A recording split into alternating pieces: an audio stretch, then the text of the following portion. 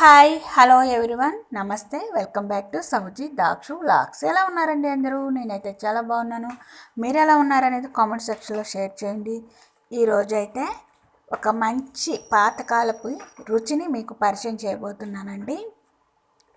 ఎప్పుడు గోంగూర కర్రీ, గోంగూర పచ్చళ్ళు, గోంగూరతో చాలా వెరైటీస్ చేస్తూ ఉంటారు కదండి. అదే గోంగూరతో పాతకాలం నాటి ఒక కర్రీని ప్రిపేర్ చేసుకొని ఆ రుచిని ఆస్వాదిస్తే మామూలుగా ఉండదండి టేస్ట్ అయితే. ఫస్ట్ టైం మన ఛానల్ ఎవరైనా చూస్తున్నట్లయితే సబ్స్క్రైబ్ చేసుకోండి. పక్కనే ఉన్న బెల్ ఐకాన్లో ఆల్ అనే ఆప్షన్ ప్రెస్ చేయండి. నేను అప్లోడ్ చేసే ప్రతి వీడియో నోటిఫికేషన్లో యాడ్ అవుతుంది. ఈ వీడియో లాస్ట్ వరకు చూడండి, నచ్చితేనే సబ్స్క్రైబ్ చేసుకోండి. చూడండి ఫ్రెండ్స్, స్టవ్ పై ఒక బాండిల్ పెట్టుకున్నాను. స్టవ్ వెలిగించకూడదండి. దీనిలో మనం శుభ్రంగా అంటే నీట్గా ఒలుచుకున్న గోంగూరని నీట్గా కడిగేసుకొని ఒక స్ట్రైన్తో స్ట్రైన్ చేసుకొని నీళ్ళన్నీ వడిచిన తర్వాత ఈ బాండిల్లో వేసుకోవాలండి. పైన మళ్ళీ నీట్గా కడిగి పెట్టుకున్న ఒక పచ్చిమిర్చి ఒక 6-7 వరకు తీసుకోవచ్చు, మన ఇష్టం. వేసేసుకొని గోంగూరకు తగినట్టుగా వేసుకోవాలండి ఏదైనా సరే. ఇలా నేను పచ్చిమిరపకాయలు వేసుకున్నాను. ఇందులో పైన అంతా పొట్టు వలుచుకున్న వెల్లుల్లి రెమ్మలు ఒక 10 వరకు వేసుకోవచ్చు. నెక్స్ట్ సన్నగా తరిగి పెట్టుకున్న ఆనియన్స్, ఒక పెద్ద ఆనియన్ తీసుకొని ఇలా సన్నగా ముక్కలు కట్ చేసి పెట్టుకున్నానండి. ఇవన్నీ కూడా నేను దీనిపై వేసుకున్నాను. చూశారు కదా, గోంగూరలో ఎక్కువగా ఐరన్ ఉంటుంది కదండి. అసలు గోంగూరతో మనం ఎన్ని వెరైటీలైనా చేయొచ్చు కదా.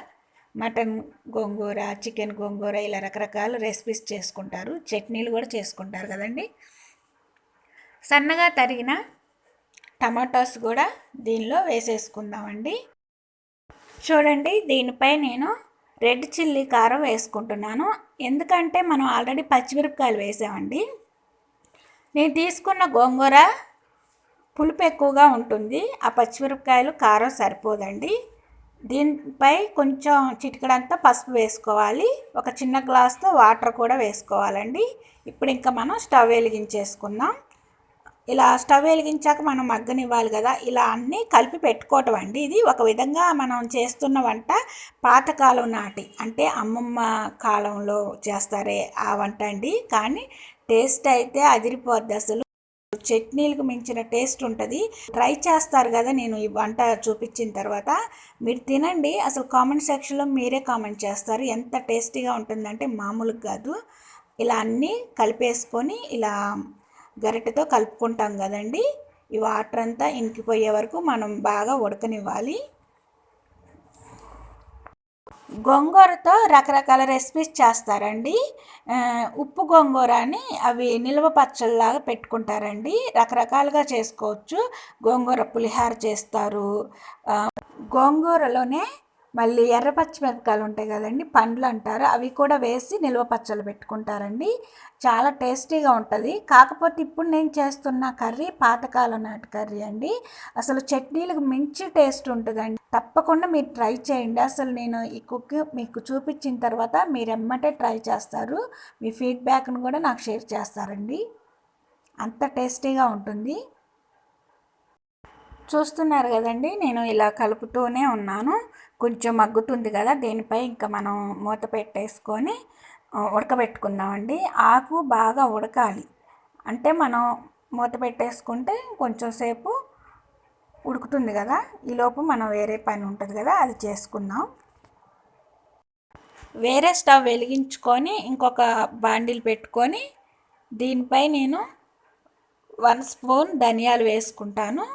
నెక్స్ట్ 1 స్పూన్ మిరియాలు, దీంట్లో ఎండుమిర్చి కూడా వేసుకుంటానండి. ఇవన్నీ లైట్గా లో ఫ్లేమ్లో వేగనివ్వాలి. ఎండుమిర్చి నేను 5 తీసుకున్నానండి. ఇలా చిన్న చిన్న ముక్కలుగా చేత్తోనే తుంచి వేసుకున్నాను. ఎందుకంటే మనం కాయలు అలానే వేసామనుకోండి, కొంచెం వేగటం లేట్ అవుతుంది. ఇలా వేసుకుంటే లోపల కూడా మంచిగా పచ్చి వాసన అనేది పోయే విధంగా వేగుతుంది అని వేసుకున్నాను. ఇలా వేగిన తర్వాత మనం కొంచెం సేపు చల్లారి పెట్టుకోవాలండి. చూశారు కదా, మిక్సీ జార్లో వేసేసుకోవాలి. ఇవన్నీ చల్లారింది, వీటిని పౌడర్ పట్టుకోవాలండి. చూడండి, గోంగూర అయితే బాగా ఉడికింది. ఒకవేళ మీకు ఉడకనట్టుగా అనిపిస్తే కొంచెం వాటర్ వేసుకొని ఇంకో 5 మినిట్స్ ఉడకబెట్టుకోవచ్చండి. ఇలా మనం గరిటెతోనే కలుపుకుంటూ కొంచెం మ్యాష్ చేసుకున్నాం అనుకోండి, ఉడికిందా లేదో కూడా తెలుస్తుంది. నాకైతే ఉడికింది అనిపిస్తుందండి, ఎందుకంటే వెల్లుల్లి రెమ్మలు కూడా మ్యాష్ అవుతున్నాయి. ఇందులోనే నేను పట్టుకున్నాను కదా మిక్సీ, ఆ కారం అంతా వేసేసుకొని కలిపేసుకొని బాగా ఒక 2 మినిట్స్ అలా ఉంచుతానండి. ఎందుకంటే ఈ కారం అంతా కూడా ఈ గోంగూర అనేది కొంచెం పీల్చుకుంటే బాగుంటుంది కదా, రెసిపీ ఇంకా టేస్టీగా ఉంటుంది. ఇంకా స్టవ్ ఆపేసుకొని మనం కొంచెంసేపు చల్లారనివ్వాలండి. చూసారు కదా, ఈ విధంగా నేను కింద పెట్టుకొని ఇందులో ఇప్పుడు కల్లుప్పు వేసుకుంటున్నానండి.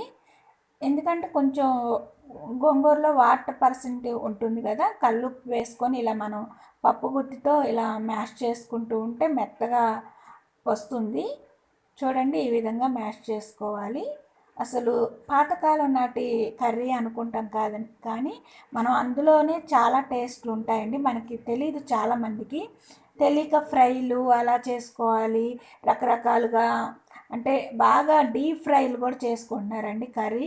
ఇప్పుడు ఆకుకూర తీసుకోండి, ఆకుకూరను కూడా డీప్ ఫ్రై చేసి తింటున్నారు. అలా తినటం వల్ల మన హెల్త్ పాడవుతుంది. కానీ అప్పుడప్పుడు ఇలా పాతకాలం నాటి కర్రీ కూడా చేసుకున్నట్లయితే చాలా బాగుంటుంది. ఇప్పుడు ఇందులో చూడండి, మనం బాగా ఉడకపెట్టుకున్నాం ఈ గోంగూరని, ఇలా మ్యాష్ చేసుకొని మనం పోపు వేసుకుంటే ఎంత టేస్టీగా ఉంటుందండి. అసలు మామూలుగా కాదు. అసలు మీకు చూపిస్తాను, అసలు మీరే అంటారు ఇంత టేస్టీగా ఉంటుందా గోంగూర కూడా అని చెప్పి. ఇలాంటి పాతకాలం నాటి రుచులు కూడా మనం మర్చిపోకూడదండి, అప్పుడప్పుడు ట్రై చేస్తూ ఉండాలి. ఇలా మొత్తం నేను మెత్తగా మ్యాష్ చేసుకున్నాను. ఇదంతా నేను ఒక గిన్నెలోకి ట్రాన్స్ఫర్ చేసుకుంటానండి.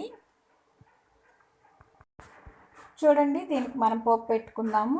స్టవ్ పై ఒక బాండిల్ పెట్టుకొని బాండిల్ వేడెక్కిన తర్వాత 2 స్పూన్లు ఆయిల్ వేసుకోవాలి. ఆయిల్ కూడా వేడెక్కిన తర్వాత పోపు దినుసులు వేసుకోవాలి.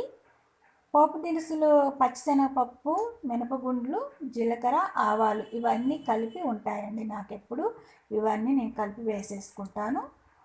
పచ్చిశనగపప్పు ఎక్కువగా పడేటట్టు వేసుకుంటే చాలా టేస్టీగా ఉంటుంది.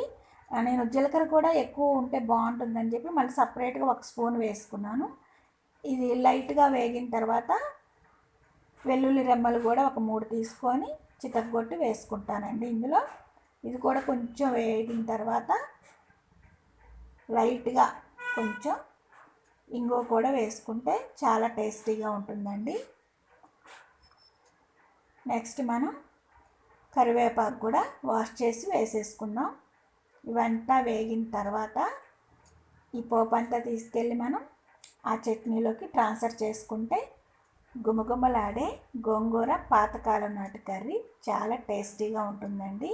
మీ కళ్ళతో మీరే చూడండి ఎంత టేస్టీగా ఉంటుందంటే మామూలుగా కాదు. వావ్, చూసారుగా ఫ్రెండ్స్, అసలు స్మెల్ అయితే అదిరిపోతుందండి.